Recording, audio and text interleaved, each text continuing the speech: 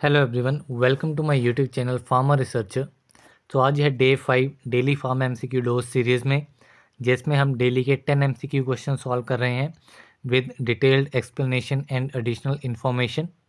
तो ये वीडियो आपको डेली 7 बजे सुबह 7 बजे प्रोवाइड की जाती है एंड इसमें जो भी क्वेश्चन हैं वो प्रीवियस ईयर क्वेश्चन पेपर से लिए गए हैं जो कि आपके आने वाले सभी pharmacist, drug inspector and other pharmacy related exams के लिए इम्पॉर्टेंट हैं। तो चलिए स्टार्ट करते हैं आज के पहले क्वेश्चन से। तो पहला क्वेश्चन है, इंसुलिन इज़ पॉलीपेप्टाइड कंटेनिंग। तो इंसुलिन जो है एक पॉलीपेप्टाइड है एंड इसमें टोटल 51 अमाइनो एसिड्स होते हैं। तो इसमें ऑप्शन डी जो है वो करेक्ट आंसर है। इसके अलावा इंसुलिन के बारे में बात करें, इसके अदर इम्पॉर्टेंट पॉइंट्स। तो इंसुलिन जो है वो 1921 में डिस्कवर किया गया था। इसको किसने डिस्कवर किया था? It was discovered by Banting and Best के द्वारा 1921 में इसको डिस्कवर किया गया था। अब डिस्कवर होने के बाद जो इसकी first pure crystalline form obtain की गई थी, ठीक है, प्योर क्रिस्टलाइन फॉर्म वो 1926 में ऑब्टेन की गई थी। एंड इसका जो केमिकल स्ट्रक्चर फुली वर्कआउट हुआ था इन 1956 में। और ये स्ट्रक्चर किसने किया था? So it was given by Sanger. तो ये कुछ इंपॉर्टेंट पॉइंट है। इसके अलावा इसमें अमाइनो एसिड के बारे में बात करते हैं। तो ये 51 अमाइनो एसिड से मिलकर के बना होता है इंसुलिन, जिसमें दो चेन्स होती हैं, एक होती है A chain and other one is B chain. जो आपकी ए चेन होती है, ए चेन पे 21 अमाइनो एसिड्स होते हैं। इस पे भी क्वेश्चन आ जाता है कि इंसुलिन की जो ए चेन है उसमें कितने अमाइनो एसिड होते हैं, या बी चेन जो है उसमें कितने अमाइनो एसिड्स होते हैं। तो ए में आपके 21 अमाइनो एसिड, बी में 30 अमाइनो एसिड्स होते हैं, जो कि टोटल आपके 51 अमाइनो एसिड्स हो जाते हैं। एंड ये दोनों जो ए एंड बी चेन जो है ये आपकी डाइसल्फाइड बॉन्ड से मिल करके बनी होती है। मींस ए और बी चेन दोनों जुड़ी होती हैं एक दूसरे के साथ 2 डाइसल्फाइड बॉन्ड से। इसके अलावा इंसुलिन पे एक और क्वेश्चन आता है कि इंसुलिन जो है वो कौन सिंथेसाइज करता है या कौन सिक्रीट करता है। तो इंसुलिन जो है वो पेनक्रियास से सिक्रीट होती है। पेनक्रियास से कौन से सेल्स इसको सिक्रीट करते हैं? तो it was secreted by beta cells, ठीक है, beta cells of the Langerhans of islets. So ये 3-4 नाम आपको याद रखने हैं इसके सिक्रीशन के लिए। और इसके अलावा मैं बात करूं तो जो इंसुलिन है वो beta cell of pancreatic islet से सिंथेसाइज होती है। किस फॉर्म में सिंथेसाइज होती है? तो ये एक सिंगल चेन पेप्टाइड की फॉर्म में, सिंगल चेन पेप्टाइड की फॉर्म में ये सिंथेसाइज होती है। एंड वो सिंगल चेन पेप्टाइड कौन सी है? सिंगल चेन पेप्टाइड है प्रेप्रो इंसुलिन, जिसमें आपके टोटल 110 अमाइनो एसिड्स होते हैं। एंड ये 110 अमाइनो एसिड जो हैं वो फर्दर इसमें से कुछ अमाइनो एसिड क्लीव होते हैं एंड थोड़े बहुत चेंजेस होने के बाद में आपको 51 अमाइनो एसिड का प्योर इंसुलिन जो है वो मिलता है। इसके अलावा इंसुलिन की प्रिपरेशन के ऊपर बात करें तो इंसुलिन को हम क्लासीफाई करते हैं, इसकी जो प्रिपरेशंस है वो डिफरेंट कैटेगरीज में आती हैं। तो इसमें एक कैटेगरी आती है आपकी रैपिड एक्टिंग इंसुलिन में। तो ये जो कैटेगरी हैं लाइक रैपिड एक्टिंग हो गया, शॉर्ट एक्टिंग हो गया, इमीडिएट एक्टिंग, लॉन्ग एक्टिंग, इसमें जो भी इंसुलिन के टाइप्स आते हैं उसमें से क्वेश्चन आता है कि वो किस टाइप की प्रिपरेशन है। सो रैपिड एक्टिंग की बात करें तो इसमें आपका एक आता है insulin lispro is rapid acting, as well as insulin aspart and insulin glulisine. ये 3 जो है प्रिपरेशंस इंसुलिन की, ये आपकी रैपिड एक्टिंग इंसुलिन हैं। देन इसके अलावा मैं बात करूँ शॉर्ट एक्टिंग इंसुलिन की, तो शॉर्ट एक्टिंग इंसुलिन में आपकी रेगुलर इंसुलिन आ जाती है।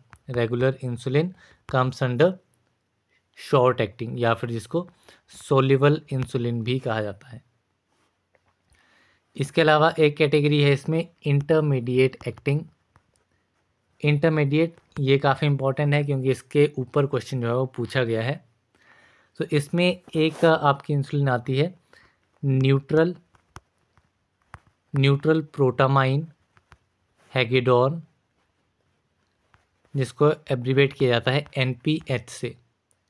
तो इसके ऊपर क्वेश्चन आता है कि ये किस कैटेगरी की इंसुलिन है। So it is a intermediate acting insulin.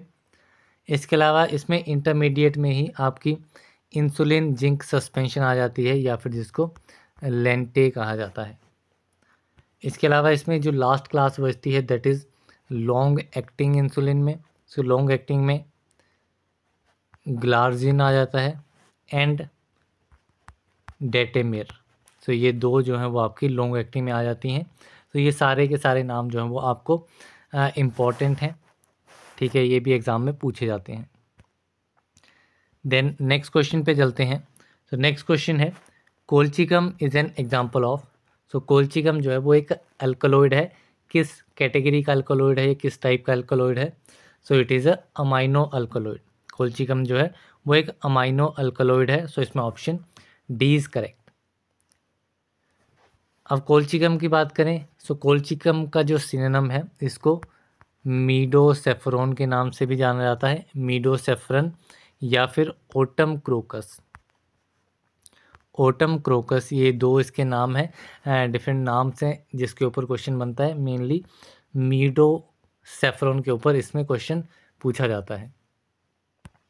इसके अलावा इसके बायोलॉजिकल सोर्स की बात की जाए तो इसका जो बायोलॉजिकल सोर्स है इसमें ड्राइड राइप सीड्स यूज़ होते हैं। किसके? कोल्चिकम लुटियम के एंड कोल्चिकम ओटोमेनाले के। कोल्चिकम लुटियम एंड कोल्चिकम ओटोमेनाले ये दो जो हैं वो आपके बोटेनिकल सोर्स हैं कोल्चिकम के। एंड इसकी जो फैमिली है, फैमिली इज़ लिलिएसी। इसके अलावा इसके केमिकल कंस्टिट्यूएंट्स की बात करूं, सो केमिकल कंस्टिट्यूएंट में इसमें आ जाता है कोल्चिसिन एंड डेमेकोल्सिन। ये दो मेन इसके केमिकल कंस्टिट्यूएंट हैं। एंड कोल्चिसिन जो है वो आपका यूज़ होता है गाउट के केस में, ठीक है, गाउट के केस में as well as rheumatism and anti tumour activity भी कोल्चिकम जो है वो पोजेस करता है। इसके अलावा जो अमाइनो अल्कलॉइड है, अमाइनो अल्कलॉइड में आपका एक और ड्रग आता है एफेड्रा। एंड एफेड्रा के ऊपर सिनोनिम के ऊपर मोस्टली क्वेश्चन पूछा जाता है। तो इसका सिनोनिम है माहुआंग। इसके अलावा अदर कैटेगरीज की बात करें जो यहाँ पे पूछी गई हैं, दैट इज़ इंडोल अल्कलॉइड। तो इंडोल अल्कलॉइड में डिफरेंट ड्रग्स आ जाते हैं जिसमें आपका एर्गेट आ जाता है, विनका आ जाता है, नक्स बोमिका आ जाता है, फिजोस्टिग्मा आ जाता है एंड राउवोल्फिया। तो ये कुछ ड्रग्स हैं जो कि इंडोल अल्कलॉइड्स होते हैं। दैन इसके अलावा कीनोलिन अल्कलॉइड। कीनोलिन अल्कलॉइड की बात करें तो कीनोलिन में आपका मोस्ट इम्पॉर्टेंट आता है सिनकोना एंड दूसरा आता है केम्टोथीका। एंड केम्टोथीका को कैंसर ट्री भी कहा जाता है। इसके ऊपर भी क्वेश्चन बनता है। केम्टोथीका का अदर नाम क्या है? तो केम्टोथीका इज़ कैंसर ट्री। इसके अलावा एक और क्लास यहाँ पे दी गई है that is tropane alkaloid. So tropane में आपका बेलाडोना आ जाता है, belladonna is a tropane alkaloid. इसके अलावा coca leaves, datura, duboisia, hyoscyamus and stramonia. So ये डिफरेंट आपके ट्रोपेन अल्कलॉइड्स हैं। सो ये क्लासिफिकेशन के ऊपर काफ़ी बार क्वेश्चन पूछा जाता है। देन नेक्स्ट क्वेश्चन है सब कोटिंग इज़ डन टू। सो सब कोटिंग किस लिए की जाती है? तो सब कोटिंग की बात करूँ तो जो टैबलेट कोटिंग प्रोसेस है उसमें एक स्टेप आता है शुगर कोटिंग, ठीक है। शुगर कोटिंग एक स्टेज होता है एंड शुगर कोटिंग स्टेज में भी डिफरेंट स्टेप्स होते हैं जिसमें आपका आ जाता है सील कोटिंग आ जाता है, ठीक है। इसमें आपका फर्स्ट आ जाता है सील कोटिंग, देन इसके बाद आता है आपका सब कोटिंग, सब कोटिंग के बाद सिरप कोटिंग आ जाता है एंड सिरप कोटिंग के बाद पॉलिशिंग होता है। तो इसमें जो सब कोटिंग स्टेज है, इन सभी स्टेप्स के ऊपर एक तो क्वेश्चन आता है। सो इसमें जो सब कोटिंग स्टेज है, सब कोटिंग जो है वो की जाती है एजेस को राउंड अप करने के लिए, इन टैबलेट साइज़ को बिल्डअप करने के लिए। सो इसमें option C both A and B जो है वो करेक्ट आंसर रहेगा। बाकी जो शुगर कोटिंग जो प्रोसेस पूरा होता है उसमें टैबलेट का वेट जो है वो 50 to 100% जो है वो बढ़ जाता है। इसके अलावा इसमें क्वेश्चन पूछा जाता है शुगर कोटिंग का जो फर्स्ट स्टेप है सील कोटिंग के ऊपर। ठीक है, सील कोटिंग के ऊपर कि सील कोटिंग का क्या पर्पस है। तो सील कोटिंग जो है वो मॉइस्चर पेनिट्रेशन को प्रिवेंट करने के लिए की जाती है। किस लिए? मॉइस्चर पेनिट्रेशन को प्रिवेंट करने के लिए सील कोटिंग की जाती है। एंड इसमें सील कोटिंग में एज अ सीलेंट क्या चीज़ यूज़ की जाती है, ये मैंने प्रीवियस कुछ वीडियो में भी अभी डिस्कस किया है। सो इसमें शेलेक जो है it is used as a sealant. इसके अलावा शेलेक के अलावा जेन भी एक अल्कोहल सॉल्युबल प्रोटीन डेरिवेटिव है जो कि एक यूज़फुल सीलेंट की तरह यूज़ होता है। देन सील कोटिंग के बाद आपका सब कोटिंग आता है, जो हमने डिस्कस कर लिया कि सब कोटिंग एजेस को राउंड अप करने के लिए एंड टैबलेट वर्क को इंक्रीज करने के लिए। इसके बाद आपका आता है सिरप कोटिंग। सो जो सिरप कोटिंग प्रोसेस है, जो भी आपका सब कोटिंग की वजह से जो भी टैबलेट के सरफेस पे इम्परफेक्शंस आई होती हैं, उन इम्परफेक्शंस को कवर करना एंड उनको फिलअप करना, ये आपका होता है सिरप कोटिंग प्रोसेस के अंदर। इसके अलावा जो लास्ट स्टेप आपका आता है शुगर कोटिंग में, वो होता है पॉलिशिंग। तो पॉलिशिंग जो है वो बेसिकली एक कोटिंग पेन्स में किया जाता है, जो कि एक फाइनल टचअप देती है आपकी कोटिंग को। तो ये कुछ इम्पॉर्टेंट पॉइंट्स थे। जो 3 स्टेप मैंने आपको बताए हैं, सील कोटिंग, सब कोटिंग एंड सिरप कोटिंग, इन तीनों का जो पर्पस होता है उसके ऊपर, तीनों के ऊपर ही क्वेश्चन जो है वो पहले पूछा गया है। देन नेक्स्ट क्वेश्चन है हमारा, one of the following is not an ex officio member of DTAB. DTAB क्या है? DTAB is drugs technical advisory board and इसका ex officio member given 4 options में से कौन सा नहीं है? सो इसमें director NML New Delhi, it is not the ex officio member of DTAB, that is national medical library. So ये आपका एक्स ऑफिशियो मेंबर नहीं होता है ड्रग्स टेक्निकल एडवाइजरी बोर्ड का। डी टैब की बात की जाए, सो डी टैब जो है वो, उसमें टोटल मेंबर्स की बात की जाए तो इसमें टोटल 18 मेंबर्स होते हैं। एक्स ऑफिशियो की बात नहीं कर रहा हूँ, ओवरऑल कितने मेंबर्स होते हैं? ओवरऑल 18 मेंबर्स होते हैं। 18 में से 8 मेंबर जो हैं वो आपके एक्स ऑफिशियो मेंबर्स होते हैं। 8 मेंबर एक्स ऑफिशियो होते हैं, बाकी 5 मेंबर्स जो हैं वो इसमें नॉमिनेटेड मेंबर्स होते हैं एंड रिमेनिंग 5 जो है वो आपके इलेक्टेड मेंबर्स होते हैं। तो इसमें मोस्टली एक्स ऑफिशियो मेंबर्स कितने होते हैं, कितने नंबर में होते हैं, उस पर क्वेश्चन आता है। टोटल कितने मेंबर्स होते हैं उस पर क्वेश्चन आता है। टोटल आपके 18 हो गए, एक्स ऑफिशियो आपके 8 हो गए एंड नॉमिनेटेड एंड इलेक्टेड भी आपको पता होना चाहिए। तो ये 5 मेंबर्स जो हैं वो नॉमिनेटेड एंड इलेक्टेड मेंबर्स होते हैं। इसके अलावा बात करूँ एक्स ऑफिशियो मेंबर्स की, जैसे मैंने बताया कि 8 इसमें एक्स ऑफिशियो मेंबर्स होते हैं। तो 8 में कौन कौन से आते हैं? तो इसमें पहला आता है आपका director general of health services. First is director general of health services, जो कि डी टैब का चेयरमैन होता है। ठीक है, इसके ऊपर भी क्वेश्चन आता है कि चेयरमैन कौन होता है? Chairman is director general of health services. तो ये आपका चेयरमैन होता है and important x officio member होता है डी टैब का। इसके अलावा दूसरे की बात करें तो दूसरा आपका आता है ड्रग कंट्रोलर ऑफ इंडिया। ठीक है। ड्रग कंट्रोलर ऑफ इंडिया भी आपका एक्स ऑफिशियो मेंबर होता है। देन इसके अलावा थर्ड की बात करूं तो थर्ड आपका आता है director central drug laboratory Calcutta. ठीक है, सेंट्रल ड्रग लेबोरेटरी कैलकाटा, ये भी आपका एक्स ऑफिशियो मेंबर होता है। Then director central research institute Kasauli. ठीक है, director CRI, that is central research institute Kasauli, is one of the ex officio member. Then आपका आता है director Indian veterinary research institute, director Indian veterinary research institute Izzatnagar. ठीक है, ये भी आपका एक्स ऑफिशियो मेंबर है। देन जो प्रेसिडेंट होता है PCI का, ठीक है, किसका, PCI का जो प्रेसिडेंट होता है वो भी आपका एक्स ऑफिशियो मेंबर होता है।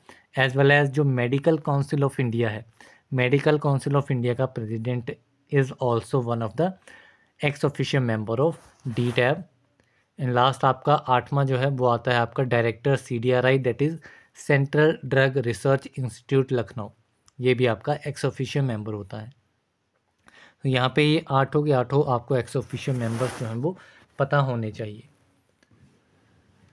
देन इसके अलावा अगर मैं बात करूँ नॉमिनेटेड मेंबर्स की, तो नॉमिनेटेड मेंबर्स जो हैं वो इसमें 5 नॉमिनेटेड मेंबर्स होते हैं, जिसमें कि जो 2 मेंबर्स हैं, 2 मेंबर्स आपके नॉमिनेट होते हैं by the central government amongst persons, जो कि आपके इंचार्ज होते हैं ड्रग कंट्रोल के इन स्टेट्स। 2 के अलावा जो एक पर्सन होता है, एक पर्सन जो है वो फार्मास्यूटिकल इंडस्ट्री से होता है, जिसको सेंट्रल गवर्नमेंट ही नॉमिनेट करती है। इसके अलावा 2 मेंबर और जो बच गए वो 2 गवर्नमेंट एनालिस्ट होते हैं, जिसको सेंट्रल गवर्नमेंट नॉमिनेट करती है। तो यहाँ पे ये 2 + 1 + 2 ये 5 मेंबर आपके नॉमिनेटेड हो गए। इसके अलावा 5 मेंबर्स जो हैं वो आपके इलेक्टेड मेंबर्स होते हैं। अब इलेक्टेड मेंबर्स में एक तो आ जाता है टीचर इन फार्मेसी और फार्मास्यूटिकल केमिस्ट्री या फिर फार्माकोग्नोसी, जो कि आपका इंटर इंडियन यूनिवर्सिटी या फिर अफिलिएटेड कॉलेजेस जो होते हैं उनका स्टाफ होना चाहिए, जिसको एग्जीक्यूटिव कमेटी इलेक्ट करती है। एग्जीक्यूटिव कमेटी किसकी, PCI की। देन इसके बाद एक टीचर होता है आपका मेडिसिन या फिर थेराप्यूटिक्स से, एक टीचर होता है मेडिसिन या फिर थेराप्यूटिक्स से, जो कि सेम आपका इंडियन यूनिवर्सिटी या फिर एफिलिएटेड कॉलेजेस से होता है, एंड उसको आपका मेडिकल रिसर्च की जो एग्जीक्यूटिव कमेटी होती है वो उसको इलेक्ट करता है। देन थर्ड मेंबर जो है वो एक फार्माकोलॉजिस्ट होता है, जो इलेक्ट किया जाता है ICMR की गवर्निंग बॉडी के थ्रू। इसके अलावा एक मेंबर जो है अनदर 1 मेंबर, एक पर्सन जो कि इलेक्ट होता है by the council of the central medical association. And last जो 5th मेंबर है, 5th मेंबर जो है उसको इलेक्ट किया जाता है by the IPA council. IPA that is Indian pharmaceutical association की जो काउंसिल होती है, एक पर्सन वहाँ से इलेक्ट होता है। तो ये डिफरेंट सारे के सारे जो भी एक्स ऑफिशियो मेंबर हैं, नॉमिनेटेड मेंबर्स हैं, इलेक्टेड मेंबर्स हैं, ये सारे हमने डिस्कस कर लिए हैं। सो इनमें क्वेश्चन जहाँ जहाँ से आया हुआ है वो मैंने आपको बता दिया, एंड बाकी चीज़ें भी आपकी रिवीजन के लिए जो है वो काफ़ी इम्पॉर्टेंट है। देन नेक्स्ट क्वेश्चन है, all of the following are sugar containing amino acids found in proteins except. तो इनमें से कौन सा एक सल्फर कंटेनिंग अमाइनो एसिड नहीं है। सो सिस्टीन, मिथियोनिन एंड टॉरिन, सो ये 3 जो हैं वो आपके सल्फर कंटेनिंग अमाइनो एसिड्स हैं, जबकि जो थ्रियोनिन है it is not a sulphur containing amino acid. जो आपका थ्रियोनिन है ये एक नॉन एरोमेटिक अमाइनो एसिड होता है विद हाइड्रोक्सिल R ग्रुप। जो इसकी साइड चेन वाला R ग्रुप होता है वो इसमें हाइड्रोक्सिल ग्रुप रहता है। देन इसके अलावा जो अमाइनो एसिड के ऊपर क्वेश्चन बनता है उसमें एक और कैटेगरी आती है एरोमेटिक अमाइनो एसिड। ठीक है, एरोमेटिक अमाइनो एसिड कौन कौन से होते हैं, तो एरोमेटिक अमाइनो एसिड में आपका एक आता है फिनाइल एलानिन आता है, एक आता है आपका टायरोसिन, एंड तीसरा आता है आपका ट्रिप्टोफैन। ट्रिप्टोफैन इसमें ये 3 जो है ये आपके एरोमेटिक अमाइनो एसिड्स हैं। इसके अलावा अमंग अमाइनो एसिड एक अलग कैटेगरी का अमाइनो एसिड है जिसको कहा जाता है इमीनो एसिड। इमीनो एसिड, इमीनो एसिड कौन सा अमाइनो एसिड होता है? तो ये आपका होता है proline. Proline is a imino acid. ठीक है, प्रोलिन को इमीनो एसिड कहा जाता है। सो ये क्वेश्चन भी पूछा जाता है। इसके अलावा इसमें कोड के ऊपर क्वेश्चन आता है कि जो आपका सिंगल लेटर कोड होता है अमाइनो एसिड के लिए वो क्या क्या रहते हैं। तो यहाँ पे मैं अभी आपको कुछ कोड्स बताऊंगा जो कि आपके अमाइनो एसिड के नाम के पहले अल्फ़ाबेट से मिलते जुलते नहीं हैं। लाइक जैसा कि आपका हो गया ग्लाइसिन हो गया ना, तो ग्लाइसिन अमाइनो एसिड है तो इसका जो सिंगल लेटर सिंबल है वो है जी। ठीक है, मींस ये अमाइनो एसिड का जो पहला लेटर रहेगा वही इसका सिंगल लेटर सिंबल रहेगा। अभी मैं आपको वो अमाइनो एसिड के नाम बताऊंगा एंड उनके कोड्स बताऊंगा जिनका फर्स्ट लेटर जो है वही उसका कोड नहीं है। फॉर एग्जांपल जैसे कि आपका आ जाता है एस्पार्टिक एसिड। ठीक है, एस्पार्टिक एसिड, तो एस्पार्टिक एसिड का जो कोड है it is D. Aspartic acid का कोड है डी। वैसे ही एक आता है आपका ग्लूटामिक एसिड।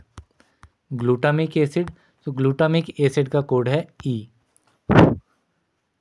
देन इसके अलावा आते हैं आपके एस्पेराजिन।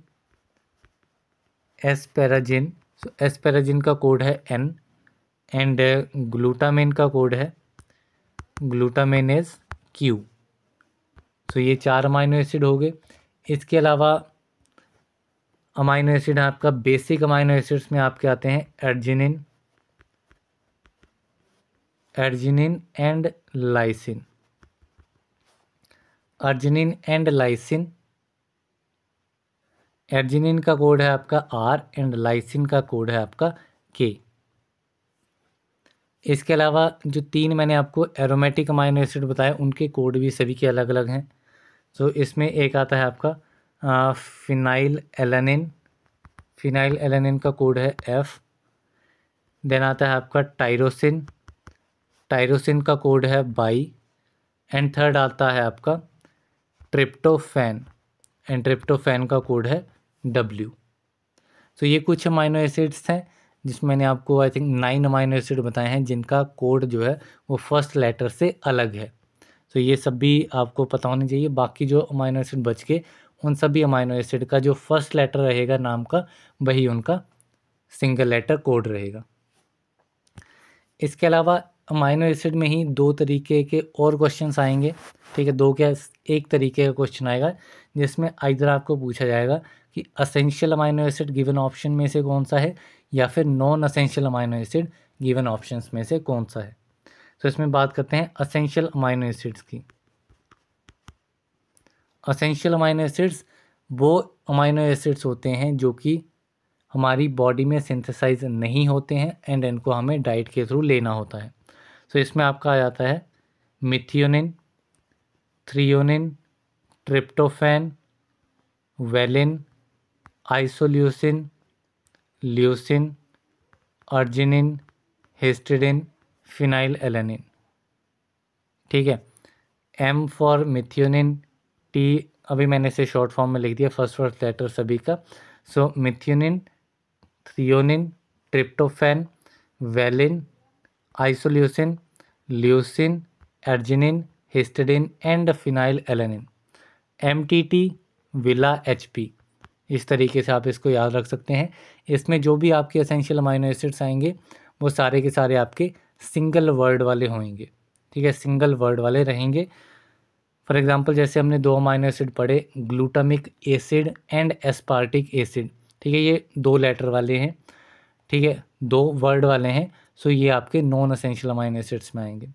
इसके अलावा अगर मैं नॉन असेंशियल अमाइनो एसिड्स की भी बात कर लूँ, नॉन असेंशियल में तो इसमें आपका ग्लाइसिन आ जाता है, एलानिन आ जाता है, सीरिन आ जाता है, सिस्टीन आ जाता है, tyrosine, proline, aspartic acid, glutamic acid. तो ये डिफरेंट आपके नॉन असेंशियल अमाइनो एसिड्स हैं। तो ये सारे आपको पता होनी चाहिए, क्योंकि इसके ऊपर तो डेफिनेट क्वेश्चन जो है वो बन ही जाता है। देन नेक्स्ट क्वेश्चन पे चलते हैं। सो नेक्स्ट क्वेश्चन है, how many isoprene units are in a sesquiterpene. Sesquiterpene में कितनी नंबर ऑफ आइसोप्रीन यूनिट्स होती हैं? तो आइसोप्रीन यूनिट आपकी बेसिकली टर्पेनोइड्स में देखी जाती हैं। सो इसका फॉर्मूला होता है C5H8। सो सेस्क्यूटर्पीन में 3 आइसोप्रीन यूनिट्स होती हैं। तो इसमें ऑप्शन सी करेक्ट हो जाएगा एंड इसका फॉर्मूला आ जाएगा आपका C15H24। ये आपका सेस्क्यूटर्पीन का फॉर्मूला रहेगा। इसके अलावा जो अदर टाइप्स होते हैं टर्पेनोइड्स के, उसमें अगर मैं आइसोप्रीन यूनिट वाइज बोलूं तो जिसमें एक आइसोप्रीन यूनिट होगी उसे कहा जाएगा हेमी टर्पिनोइड। जिसमें 2 आइसोप्रीन यूनिट होंगी वो होगा आपका मोनोटर्पिनोइड। जिसमें 4 आइसोप्रीन यूनिट होगी वो आपका हो जाएगा डाइटर्पिनोइड। जिसमें आपकी 6 यूनिट्स होंगी वो आ जाएगा आपका ट्राइटर्पिनोइड। एंड जिसमें आपकी 8 यूनिट्स होंगी वो आपका आ जाएगा टेट्राटर्पिनोइड। तो अभी इसमें अगर एग्जांपल्स की बात करें तो हेमी टर्पेनोइड में आपका प्रिनोल एग्जांपल आ जाएगा, प्रिनोल एंड आइसोवेलेरिक एसिड। इसके अलावा मोनोटर्पिनोइड्स की बात की जाएगी तो मोनोटर्पिन्स में 3 एग्जांपल हैं, तीनों ही आपके इम्पॉर्टेंट हैं। एक आपके यूकैलिप्टोल, लिमोनिन एंड पिनीन। ठीक है, ये तीनों ही आपके मोनोटर्पिनोइड हैं। इसके ऊपर भी क्वेश्चन आता है कि इनमें से एग्जाम्पल पूछ लिया होता है कि ये एग्जाम्पल दे दिया आपको लिमोनिन, ये किस क्लास का टर्पिनोइड है। तो ये आपका आ जाएगा मोनोटर्पिन। इसके अलावा अगर मैं 3 यूनिट सेस्क्यूटर्पिनोइड्स की बात करूं तो इसमें आपका आ जाता है आर्टेमिसिनिन। आर्टेमिसिनिन, ठीक है, आर्टेमिसिनिन आपने एंटी मलेरियल ड्रग्स की क्लासिफिकेशन में भी देखा होगा। तो इसमें आर्टेमिसिनिन के ऊपर क्वेश्चन आता है इपोक्साइड रिंग जो है वो किस स्ट्रक्चर में होती है, इपोक्साइड रिंग। तो ये आपकी आर्टेमिसिनिन में होती है। देन इसके अलावा अगर मैं 4 आइसोप्रीन यूनिट दैट इज़ डाइटर्पिनोइड, तो डाइटर्पिनोइड जो है उसमें आपका एग्जांपल आ जाता है रेटिनोल, जो कि आपका होता है विटामिन ए। रेटिनल इसकी अदर फॉर्म आ गई। Then phytol as well as taxol. तो ये डिफरेंट एग्जांपल्स हैं आपके डाइटर्पिन के। देन आपका अगर 6 यूनिट्स हैं तो वो हो जाएगा आपका ट्राइटर्पिनोइड एंड इसमें आपका एग्जांपल आ जाएगा स्क्वेलिन एंड लेनोस्टिरोल। इसके अलावा अगर 8 टर्पेनोइड यूनिट्स होंगी, 8 टर्पीन यूनिट्स, तो ये आपका हो जाएगा टेट्राटर्पेनोइड एंड इसमें आपका एग्जांपल आ जाएगा लाइकोपीन एंड कैरोटीन। ठीक है, 8 यूनिट्स वाला जो टेट्राटर्पेनोइड है इसको कैरोटिनोइड्स भी बोलते हैं एंड नेचुरल रबर जो है वो इसी से बनती है। तो ये कुछ इंपॉर्टेंट पॉइंट्स थे। अभी नेक्स्ट क्वेश्चन पे चलते हैं। सो नेक्स्ट क्वेश्चन है an isoelectric point for type A gelatin capsule is at pH. So type A gelatin capsule जो होता है उसका आइसोइलेक्ट्रिक पॉइंट कितने पीएच पे होता है? तो इसका आइसोइलेक्ट्रिक पॉइंट pH 9 पे होता है टाइप ए जेलेटिन कैप्सूल का। तो इसमें ऑप्शन सी इज करेक्ट। अब टाइप ए जेलेटिन के ऊपर अदर पॉइंट्स देखते हैं जहाँ से क्वेश्चन आता है। ठीक है, जो आपका टाइप ए जेलेटिन है वो आपका एसिड ट्रीटेड प्रिकर्सर से, it is acid treated precursor से ये डिराइव होता है। इसका आइसोइलेक्ट्रिक पीएच हमने देख लिया 9 पे आता है एंड ये ऑब्टेन कहाँ से होता है? It is obtained from pork skin. Pork skin से आपका टाइप ए जेलेटिन जो है वो ऑब्टेन होता है। एंड टाइप ए जेलेटिन का क्या यूज़ रहता है? तो ये शेल में इलास्टिसिटी या प्लास्टिसिटी प्रोवाइड करता है। तो ये डिफरेंट पॉइंट्स हो गए आपके टाइप ए जेलेटिन कैप्सूल के। अगर यहीं मैं बात करूं टाइप बी जेलेटिन की, सो टाइप बी जेलेटिन जो है वो आपका अल्कली ट्रीटेड प्रिकर्सर से डिराइव होता है। It is derive from alkali treated precursor. इसका आइसोइलेक्ट्रिक पॉइंट जो है वो आपका 4.7 pH पे रहेगा। कहीं कहीं पे आपको कुछ पॉइंट्स में ऊपर नीचे देखने को भी मिल सकता है। एंड ये आपका बोन से ऑब्टेन होता है, it is obtain from bone. अब इसका क्या फंक्शन रहता है? तो ये शेल में टफनेस जो शेल में आती है उस टफनेस को प्रोवाइड करता है शेल में टाइप बी जेलेटिन। इसके अलावा एक और इसमें टाइप आता है जो रहता है आपका एसिड बोन जेलेटिन। ठीक है, एसिड बोन जेलेटिन एक टाइप रहता है। तो इसका मोस्ट इम्पॉर्टेंट आपको आइसोइलेक्ट्रिक पीएच पता होना चाहिए, जो कि आपका 5.5 से लेकर के 6.0 के बीच में रहता है। इसके अलावा इसमें 2 क्वेश्चन और बनते हैं जेलेटिन के ऊपर कि इसमें आयरन कंटेंट कितना होना चाहिए एंड वाटर कंटेंट कितना होना चाहिए। तो इसी में अगर मैं आयरन कंटेंट की बात करूं तो ये क्वेश्चन दोनों पूछे गए हैं। ठीक है, आयरन कंटेंट की बात करूं तो इसमें लेस देन 15 पार्ट्स पर मिलियन जो है वो इसमें आयरन कंटेंट होना चाहिए। एंड वाटर कंटेंट की बात करूं, वाटर कंटेंट या फिर मॉइस्चर कंटेंट, तो ये 12 to 15% तक ही होना चाहिए। तो ये दोनों क्वेश्चन पूछे गए हैं। इसके अलावा जेलेटिन के ऊपर एक क्वेश्चन आता है आपका ब्लूम स्ट्रेंथ के ऊपर। ठीक है, ब्लूम स्ट्रेंथ किस केस में देखी जाती है?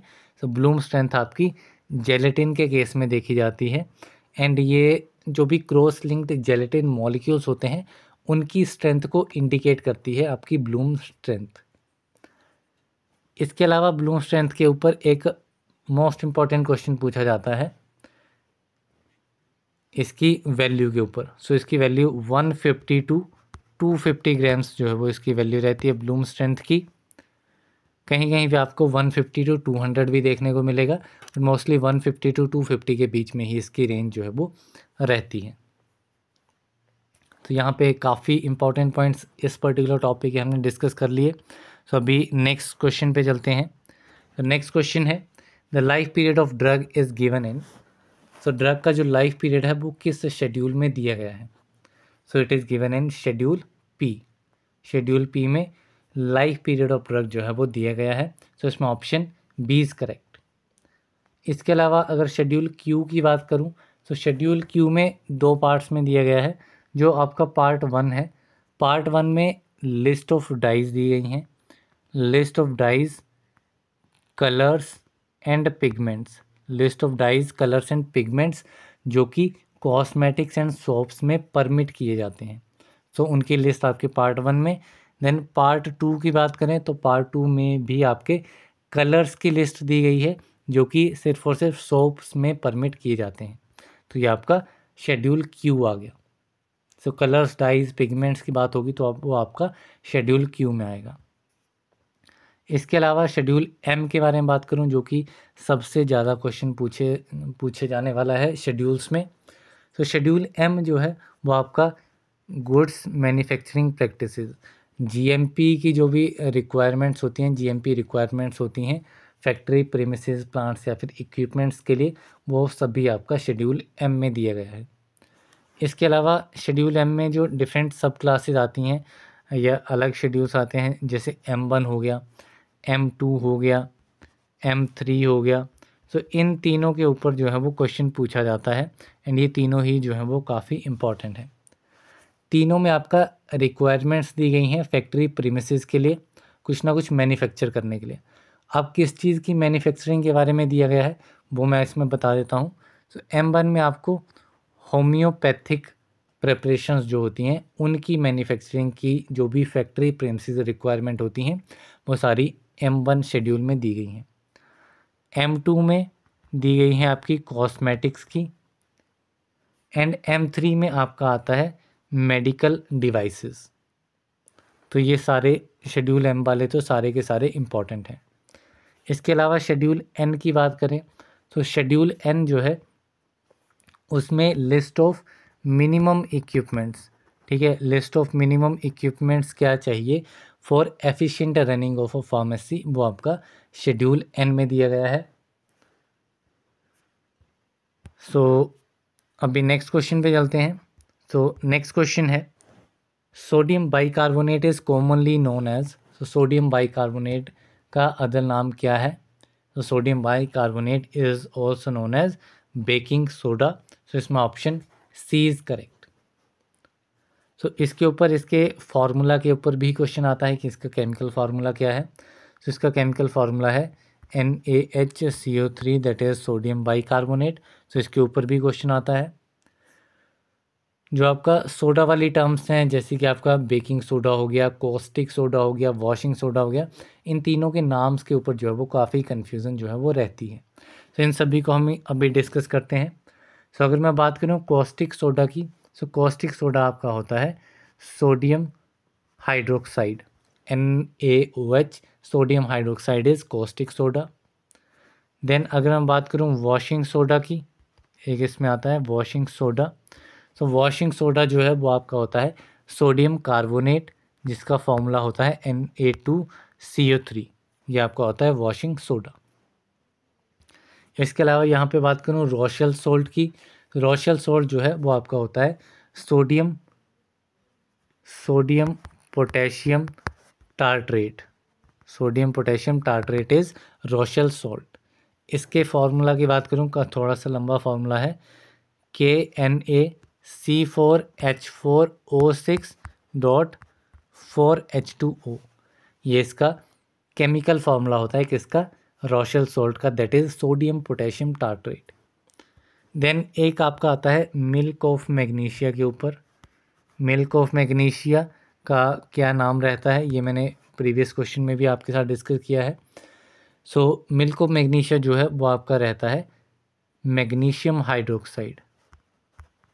ठीक है, मैग्नीशियम हाइड्रोक्साइड जो है वो आपका रहता है मिल्क ऑफ मैग्नीशिया। इसके अलावा एक क्वेश्चन नाम के ऊपर आता है लिगोल्स सॉल्यूशन। तो लिगोल सॉल्यूशन जो है वो आपका होता है aqueous iodine solution. Aqueous iodine solution को लिगोल सॉल्यूशन कहा जाता है। सो दूसरा एक क्वेश्चन आता है टार्टर एमेटिक। टार्टर एमेटिक का अदर नाम क्या होता है, सो ये आपका होता है antimony sodium tartrate, antimony sodium tartrate. And इसके ऊपर एक और क्वेश्चन आता है कि it is sweet in taste. क्या टेस्ट रहता है इसका, it is sweet in taste. ये इस पे एक क्वेश्चन बनता है। देन इसके अलावा एलम की बात की जाए, तो एलम जो है ये आपका होता है potassium aluminium silicate, potassium aluminium silicate. And इसके ऊपर एक क्वेश्चन बनता है कि इसका क्या यूज़ है। ठीक है, एज अ स्टिप्टिक ये यूज़ होता है, it is used as styptic, कौन, एलम। देन अभी एक लास्ट एक और नाम इसमें देख लेते हैं, दैट इज़ मेड्रेल्स सॉल्ट। मेड्रेल सॉल्ट, जिसको ग्राहम्स सॉल्ट भी कहा जाता है। इसका जो अल्टरनेटिव केमिकल नेम है वो होता है आपका sodium metaphosphate. Sodium metaphosphate is the chemical name of Maddrell's salt. And इसका फॉर्मूला आ जाता है NaPO3। तो ये कुछ सिनोनिम्स हैं आपके इनऑर्गेनिक सॉल्ट्स के। तो ये सारे के सारे इंपॉर्टेंट है, सारे के सारे ही किसी ना किसी एग्ज़ाम में पूछे गए हैं। द नेक्स्ट क्वेश्चन है diethylcarbamazine is use to treat. So diethylcarbamazine किस डिजीज़ की ट्रीटमेंट के लिए यूज़ होता है, so it is use to treat filariasis. So इसमें option D is correct. So it is the एक question, इसी का अल्टरनेटिव क्वेश्चन एक ऐसे भी आया हुआ है कि what is the drug of choice for filariasis. So वो है आपका डाइथाइल कार्बामाजीन। इसके अलावा अदर कंडीशंस देखें एंड उसके ड्रग ऑफ चॉइसेस कौन कौन से होते हैं। तो इसमें आपका एक्यूट गाउट एक आ जाता है, एक्यूट गाउट। एक्यूट गाउट जो है उसमें आपके नसेट्स आ जाते हैं। ठीक है, नसेट्स जो हैं वो आपके एक्यूट गाउट की ट्रीटमेंट के लिए यूज़ होते हैं as a drug of choice. Then एक आता है आपका टाइफॉइड फीवर। अगर टाइफॉइड फीवर है तो उस केस में कौन सा ड्रग ऑफ चॉइस रहेगा, तो ये आपका रहेगा क्लोरमफेनिकोल। देन अगर मैं लेप्रोसी की बात करूं तो लेप्रोसी के केस में आपका रहेगा डेप्सोन। लेप्रोसी के केस में डेप्सोन ड्रग ऑफ चॉइस है। देन बात करूं पार्किंसोनिज्म की, सो पार्किंसन डिजीज़ में आपका ड्रग ऑफ चॉइस रहेगा लीवोडोपा। देन अगर मैं ओमोइवियासिस की बात करूं, ओमोइवियासिस की, तो इसमें आपका रहेगा मेट्रोनिडाजोल। सेम अगर एपिलेप्सी की बात करूं, एपिलेप्सी, तो एपिलेप्सी जो है इसके लिए आपका रहता है फिनाइटोइन। देन है आपका myasthenia gravis, myasthenia gravis, myasthenia gravis के लिए ड्रग ऑफ चॉइस रहता है neostigmine, neostigmine. Then anaphylactic shock की बात करूं, anaphylactic shock, so anaphylactic shock में एड्रेनालिन। अगर ब्रोंकियल अस्थमा की बात करूं तो ब्रोंकियल अस्थमा में सेल्ब्यूटामोल। सो ये कुछ इंपॉर्टेंट ड्रग ऑफ चॉइसेस हैं डिफरेंट कंडीशंस के लिए, डिफरेंट डिजीज़ के लिए। सो ये सारे के सारे ही आपके इम्पॉर्टेंट हैं। तो यहाँ पे 10 MCQ क्वेश्चंस आज के कंप्लीट होते हैं। सो मिलते हैं अगली वीडियो में, तब तक के लिए थैंक यू वेरी मच।